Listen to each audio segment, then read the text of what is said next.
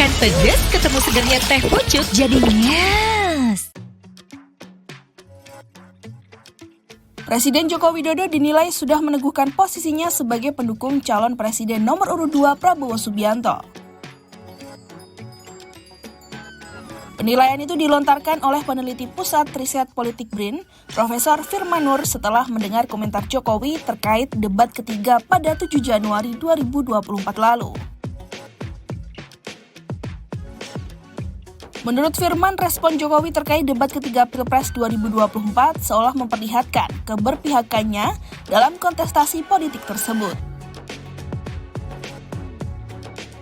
Padahal menurutnya, Capres lain menyoroti Prabowo dari aspek kebijakan sebagai Menteri Pertahanan Republik Indonesia.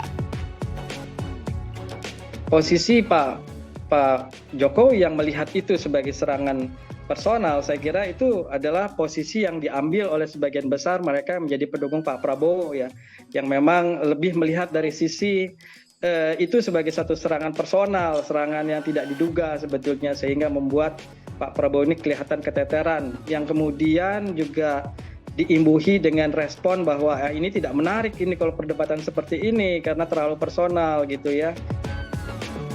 Di sisi lain, terkait pernyataan Jokowi yang menganggap debat ketiga menyerang personal, Firman mengaku tidak sepakat dengan hal tersebut.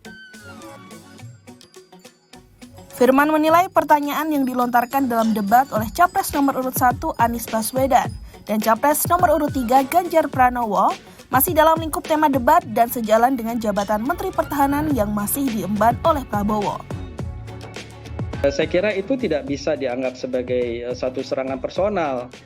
Kalau kemudian diserang hal-hal lain yang tidak terkait dengan tema debat, kemudian diserang mengenai kepribadian dia atau hal-hal yang tidak prinsipil, termasuk juga diserang misalnya Anda tidak beretika gitu ya, atau Anda hanya banyak omong, itu saya kira bukan berdasarkan parameter yang jelas, dan itu cenderung untuk menjadi serangan yang bersifat personal. Tapi kalau apa yang dilakukan oleh Pak Ganjar dan juga Pak Anies kemarin itu dalam kapasitas Pak Prabowo sebagai Menteri Pertahanan begitu ya,